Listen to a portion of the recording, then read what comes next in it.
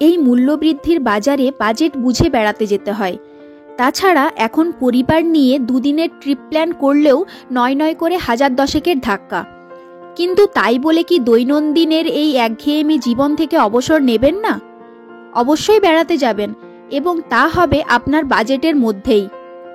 সপ্তাহান্তে ছোট্ট একটা ফ্যামিলি ট্রিপ হয়ে যেতেই পারে এই জায়গায়। দূরে কোথাও নয়, মন ভালো করতে ঘুরে আসতে পারেন এই জায়গায়। পাহাড়, জল আর জঙ্গলে ঘেরা এই জায়গা হতে পারে আপনার শহুরে জীবন থেকে ছুটি নেয়ার এক সেরা জায়গা। আজ আমি আপনাদের সেই রকমই একটা জায়গার সন্ধান দিতে চলেছি, তাই ভিডিওটি না টেনে শেষ পর্যন্ত দেখতে থাকুন। আর আমার চ্যানেলে নতুন বন্ধু হলে চ্যানেলটি সাবস্ক্রাইব করে দেবার অনুরোধ রইল।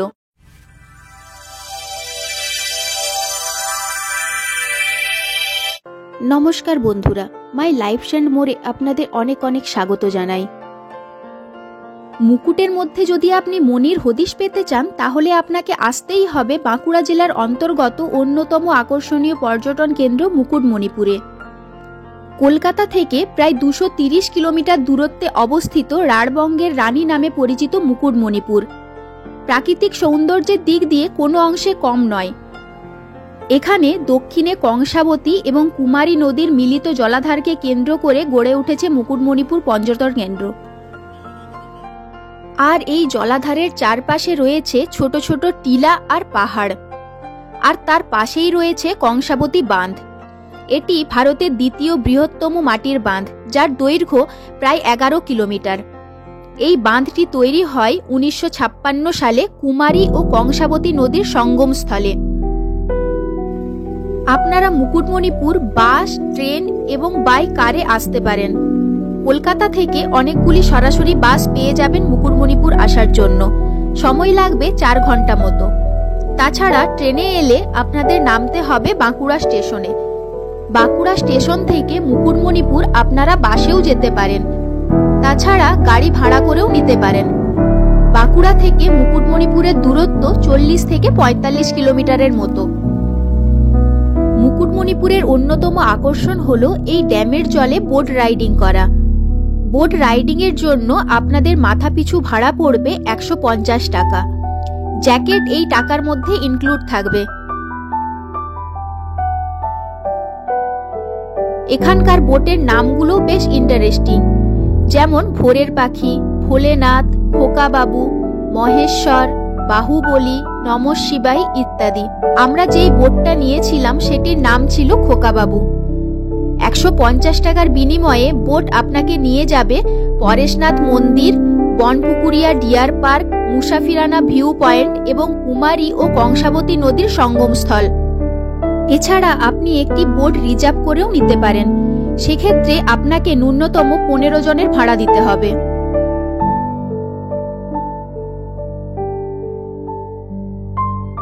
বোট আপনাকে প্রথমেই নিয়ে যাবে পরেশনাথ শিব মন্দির। একটি টিলার ওপর অবস্থিত এই মন্দির।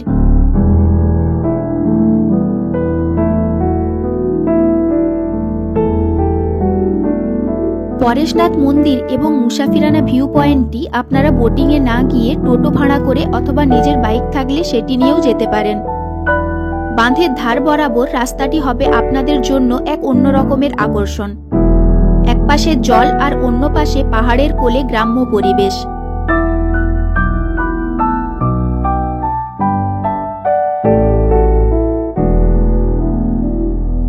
কিছু সিঁড়ি পেরিয়ে আপনাকে এই মন্দিরে পৌঁছতে হবে। এই মন্দির ভগবান শিবের একটি উন্মুক্ত মন্দির। বাঁধটি নির্মাণের সময় মাটি খনন করে এই শিবলিঙ্গটি পাওয়া গিয়েছিল। বহু মানুষ এখানে আসেন মহাশিবরাত্রি উৎসব উদযাপন করতে। আপনি চাইলে এখানে পুজোও দিয়ে নিতে পারেন। এই মন্দির থেকে আপনি বেশ ভালোভাবেই লক্ষ্য করতে পারবেন যে কুমারী ও কংসাবতী নদী দুটি পৃথকভাবে এসে এক জায়গায় মিলিত হচ্ছে। আর এই মন্দির থেকে চারপাশের ভিউটাও জাস্ট অসাধারণ।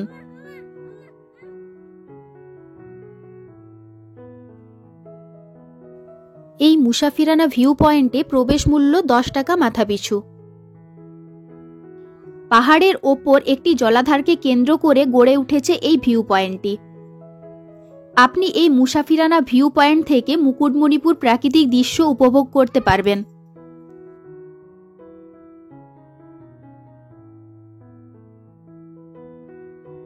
এই ভিউ পয়েন্টের একদম টপ পয়েন্ট থেকে চারিপাশের দৃশ্যটা এক কথায় অসম্ভব সুন্দর, একদম মনোমুগ্ধকর দৃশ্য।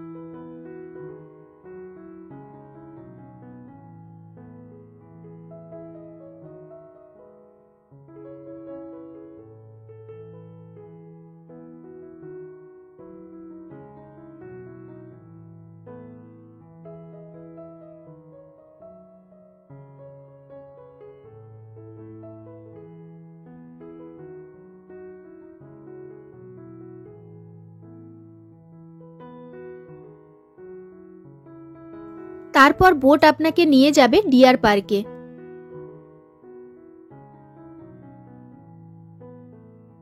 বোট থেকে নেমে ডিয়ার পার্ক যেতে আপনাকে এখান থেকে ইঞ্জিন ভ্যান ভাড়া করতে হবে। সেখানে আপনাদের মাথাপিছু ভাড়া পড়বে 40 টাকা।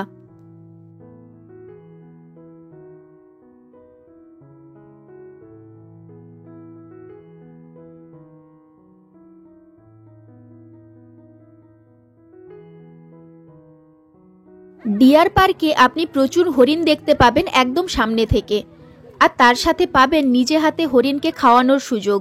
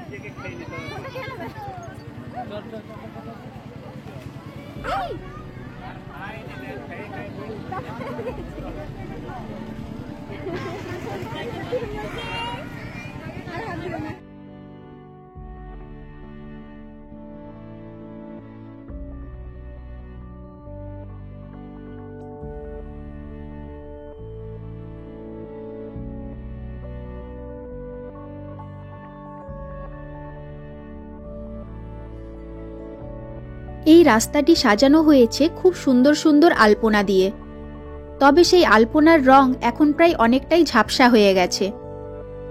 আলপনা দেওয়া এই রাস্তাটির ওপর কোনো রকম যানবাহন চলাচল নিষিদ্ধ। আলপনা দেওয়া রাস্তার দুপাশে রয়েছে প্রচুর হস্তশিল্পের দোকান। আপনি চাইলে এখান থেকে কিছু কেনাকাটাও করে নিতে পারেন।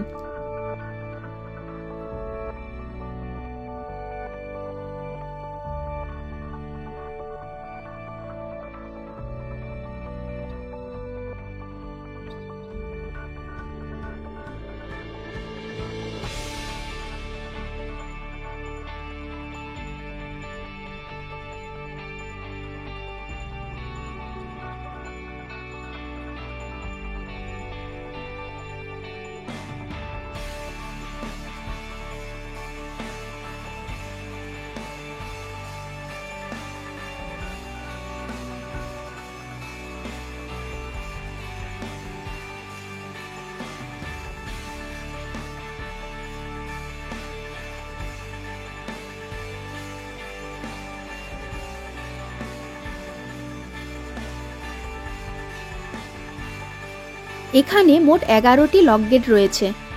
এখন যদিও গেটগুলি বন্ধ রয়েছে, তবে বর্ষার সময় এই লক গেটগুলি খুলে দেওয়া হয়। এখানে নিচে যাওয়ার রাস্তাও রয়েছে, তবে জায়গাটি খুব এবড়ো খেবড়ো পাথুরে, তাই বাচ্চা এবং বয়স্কদের এই জায়গাটি এড়িয়ে যাওয়াই ভালো।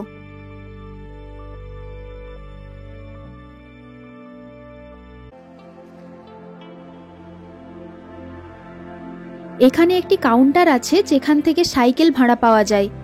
অনেকেই আছেন যারা সাইকেল বা বাইক রাইডিং করে প্রাকৃতিক দৃশ্য উপভোগ করতে ভালোবাসেন। তাদের কথা মাথায় রেখেই এখানকার উন্নয়ন পর্ষদ এই ব্যবস্থাটি চালু করেন। এছাড়াও কেউ যদি প্রি ওয়েডিং ফটোশ্যুট করতে চান তাহলে তার ব্যবস্থাও এখান থেকে পেয়ে যাবেন। এটি হলো মুকুটমণিপুরের পিকনিক স্পট।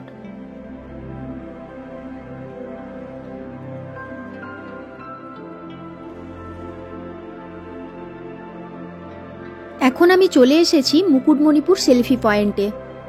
কিছুদিন আগেও এই পয়েন্টটি ছিল না। সেলফি পয়েন্ট থেকেও আপনারা বাঁধটির একটি অপূর্ব চিত্র পেয়ে যাবেন।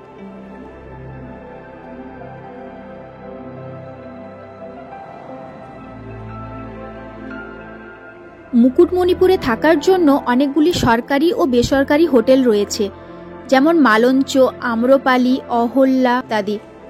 এই হোটেলগুলির প্রাইস সিজন এবং অফ সিজনে আপ ডাউন হতে থাকে। শীতকালে এলে আপনারা উপরি পাওনা হিসেবে দেখতে পাবেন কিভাবে খেজুরের গাছের রস বের করে সেই রস দিয়ে গুড় তৈরি করা হচ্ছে। খেজুর গুড় বা খেজুর গুড়ের মিষ্টি কে না ভালোবাসে। আর যদি নিজের চোখে দেখতে পান সেই গুড় কিভাবে তৈরি হচ্ছে তাহলে তো সেটি একটি উপরি পাওনা। আর এই দৃশ্য আপনি একমাত্র গ্রাম্য পরিবেশেই দেখতে পাবেন। ভিডিওটি এখানেই শেষ করছি। ভিডিওটি ভালো লেগে থাকলে লাইক, কমেন্ট এবং শেয়ার করতে ভুলবেন না। সবাইকে নতুন বছরের অনেক অনেক শুভেচ্ছা। সবাই ভালো থাকবেন। ধন্যবাদ।